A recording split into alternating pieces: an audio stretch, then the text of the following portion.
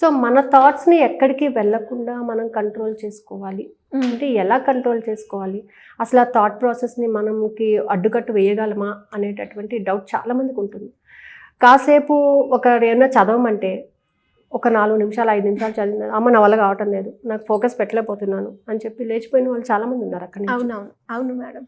స్థిరంగా ఒక చోట కూర్చోవడానికి కానీ ఒక వర్క్ చేయడానికి కానీ వాళ్ళలోని మెంటల్ స్టెబిలిటీ అనేది ఉండదు.